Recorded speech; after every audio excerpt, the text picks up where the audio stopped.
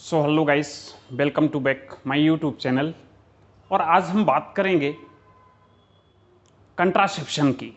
Contraception मतलब गर्भ निरोधक। गर्भ निरोधक या कंट्रासेप्शन होता क्या है, पहले इस पे बात करते हैं। तो कंट्रासेप्शन क्या है कि कंट्रासेप्शन एक ऐसी मेथड है जिसमें संतान उत्पन्न करने से किसी भी व्यक्ति को रोका जा सकता है। मतलब ये ऐसे माध्यम है कि अगर इनका उपयोग किया गया तो व्यक्ति संतान उत्पन्न नहीं कर सकता है।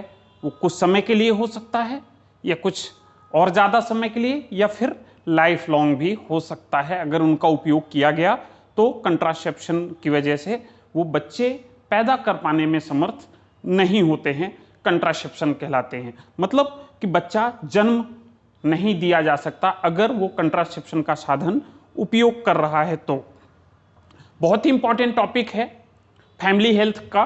और उससे भी इंपॉर्टेंट है कि हर वो एग्जाम जो गवर्नमेंट कंडक्ट कराती है, चाहे तो वो पुलिस का हो, कांस्टेबल की भर्ती हो, चाहे यूपीएससी हो, चाहे एसएससी हो, और चाहे तो मेडिकल के सारे हो, नीट हो, पीजी का हो, या फिर पीएनएसटी का एग्जाम हो, हर एग्जाम में कंट्रासेप्शन से रिलेटेड बहुत सारे क्वेश्चन आते हैं लगातार। तो आज हम क्लियरिफाई करने वाले हैं कंट्रासेप्शन के क्या क्या टाइप्स होते हैं, किन किन तरीके का होता है, और कौन कौन से कंट्रासेप्शन के माध्यम हैं, एक एक करके जानेंगे। तो आइए शुरू करते हैं। तो सबसे पहले हमने कंट्रासेप्शन देखा कि कंट्रासेप्शन क्या है, कि एक ऐसा माध्यम है जिससे कोई व्यक्ति, कोई फैमिली बच्चे को या संतान को जब तक नहीं चाहती तब तक उसको रोक सकते हैं या फिर परमानेंटली रोक सकते हैं। तो आइए शुरू करते हैं। बिना क्लासिफिकेशन की बात करूं, कंट्रासेप्शन के क्या क्लासिफिकेशन है। तो कंट्रासेप्शन बेसिकली दो तरीके का होता है। पहला होता है टेम्परेरी और दूसरा परमानेंट। तो इनके नाम पे ही लिखा हुआ है। टेम्परेरी मतलब कि ऐसा कंट्रासेप्शन, ऐसे माध्यम जो कुछ समय के लिए होते हैं, जिनका उपयोग हम कुछ निश्चित समय के लिए उपयोग करते हैं, उनको हम टेम्परेरी कहते हैं। वहीं परमानेंट मतलब कि ये ऐसे कंट्रासेप्शन के साधन हैं, माध्यम हैं, जिनका उपयोग करने के बाद हम लाइफ लॉन्ग जो है उसका उपयोग कर सकते हैं। लाइफ लॉन्ग कोई भी व्यक्ति बच्चे या संतान उत्पन्न नहीं कर सकता है।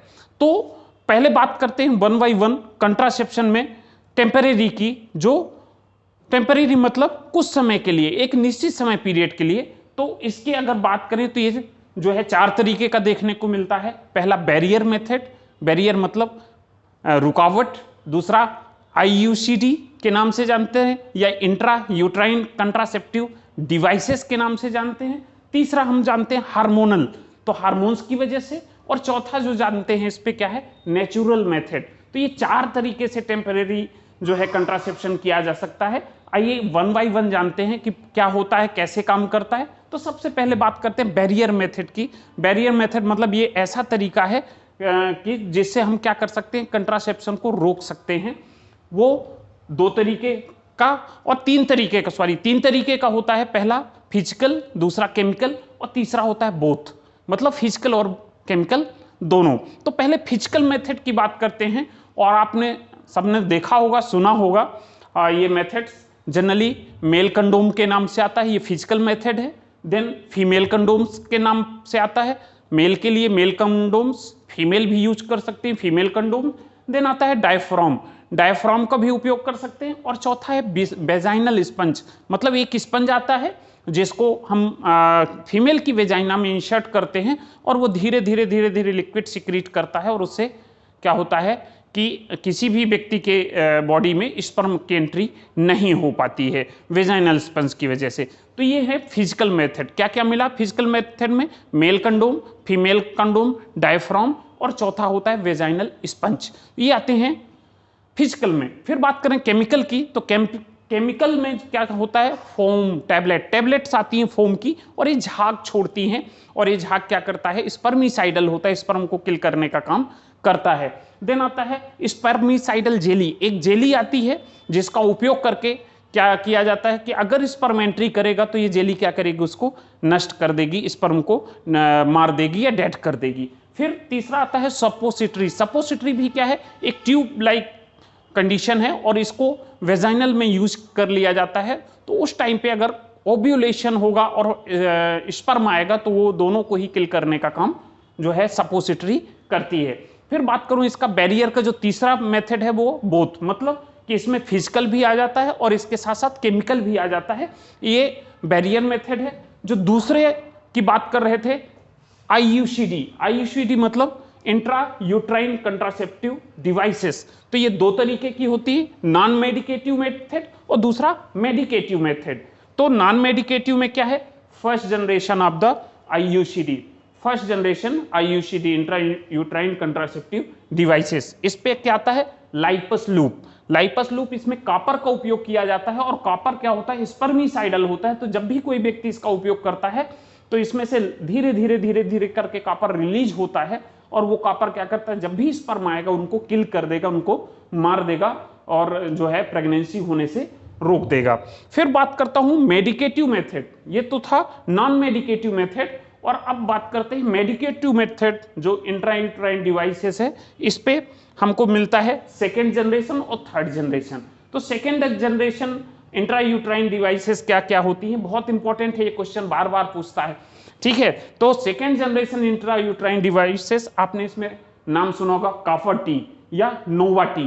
तो ये कॉपर टी क्या होता है, ये भी आगे चल के इसके भी अलग अलग वेरिएंट देखने को मिलते हैं।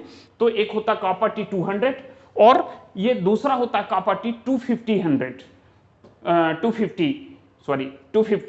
अब जो 250 और 200 है, ये क्या है, एक्चुअल में इसमें कॉपर की मात्रा होती है, कॉपर 200 में 200 और 250 में 250 जो है कॉपर की मात्रा होती है।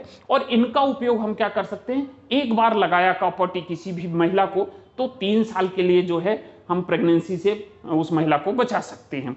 फिर बात करते हैं इसी में सेकेंड जनरेशन में ही दूसरा है मल्टी लोड सीटी या कॉपर टी। तो मल्टीलोड क्या होता है, ये भी अगेन दो तरीके का, इनमें भी कॉपर की मात्रा वेरिएंट होती है 375 और 380। ये अगर यूज किया तो ये क्या होता है, डिपेंड अपॉन द कॉपर, ये कॉपर के ऊपर डिपेंड करते हैं। जैसे CT 200, CT 250, 370 और 380, ये कॉपर की वैल्यू है, मतलब इसमें जितना नंबर बढ़ता चला जाएगा कॉपर की मात्रा उतना ही बढ़ती चली जाएगी। और अगर मल्टीलोड कॉपर टी यूज किया गया है तो लगभग वो महिला 10 साल के लिए प्रेगनेंसी से क्या हो सकती है, बच सकती है, सुरक्षित रह सकती है।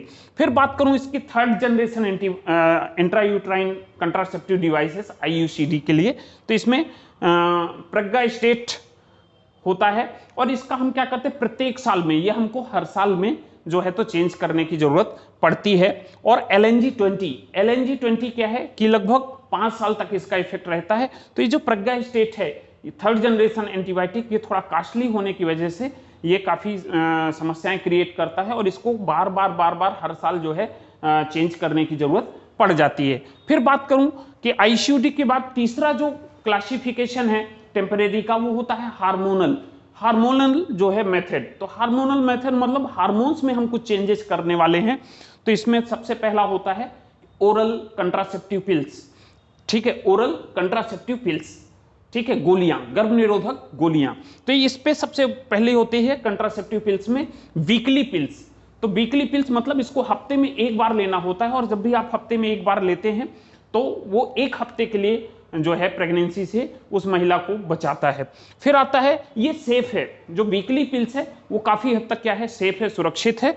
फिर बात करूं मंथली पिल्स मतलब कि ऐसी पिल्स हैं कि जो महीने में एक बार लेना है, मंथली पिल्स। और ये क्या है, इनके इंक्रीज साइड इफेक्ट, इसके साइड इफेक्ट बहुत ज्यादा देखने को मिल सकते हैं। फिर आता है कंबाइंड पिल्स, कंबाइंड मतलब कि जिसने वीकली और मंथली इनको एक साथ कर दिया, कंबाइंड मतलब माला N या माला D के नाम से हमने सुना है, ये जानते हैं। तो ये क्या होते हैं, कंबाइंड पिल्स के नाम से जाने जाते हैं। और चौथा जो ओरल कंट्रासेप्टिव पिल्स है वो है पोस्ट क्वाइसन पिल्स, जिसको हम अनवांटेड 72 के नाम से जानते हैं। अनवांटेड 72 मतलब पोस्ट क्वाइसन, क्वाइसन होने के बाद या शारीरिक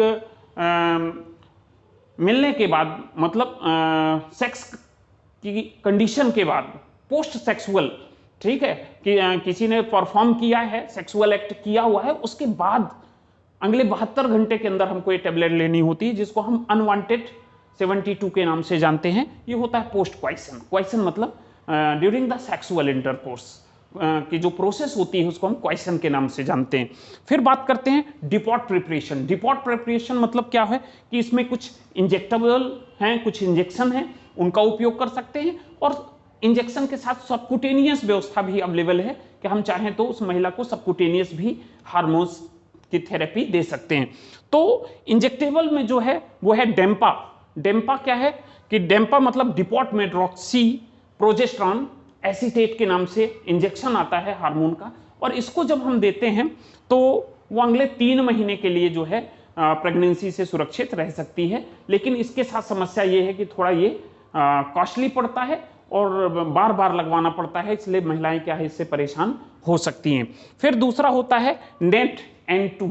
नेट N2 क्या है? नॉन इथिस्ट्रॉन एसीटेट के नाम से जानते हैं, और ये भी क्या है इंजेक्शन फॉर्म में अवेलेबल होता है, ये भी थोड़ा कॉस्टली है।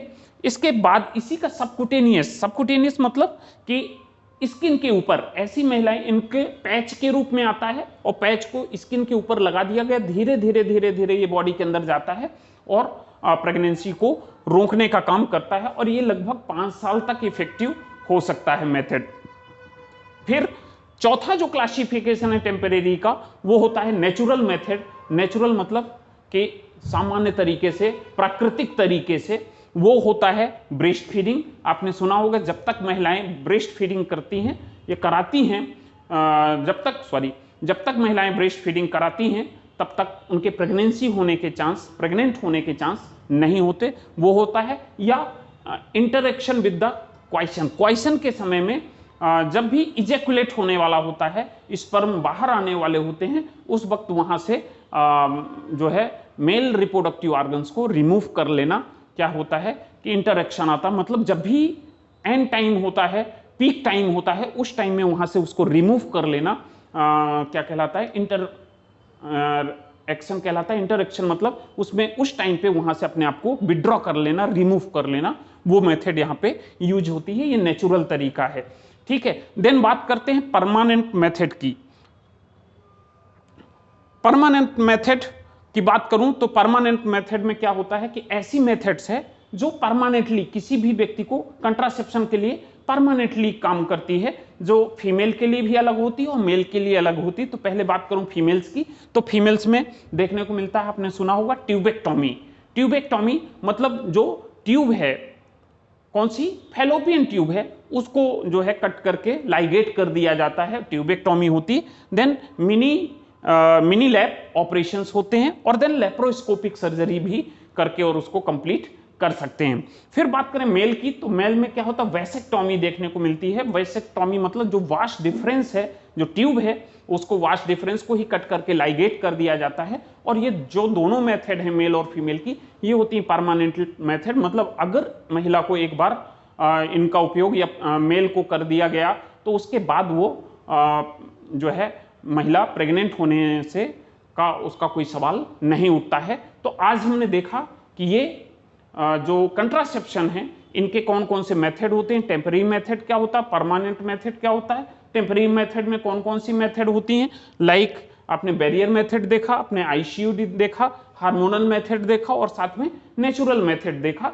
ये वो तरीके हैं जिससे हम क्या कर सकते हैं कि किसी भी महिला को कुछ समय के लिए या परमानेंटली जो है हम कंट्रासेप्शन से रोक सकते हैं।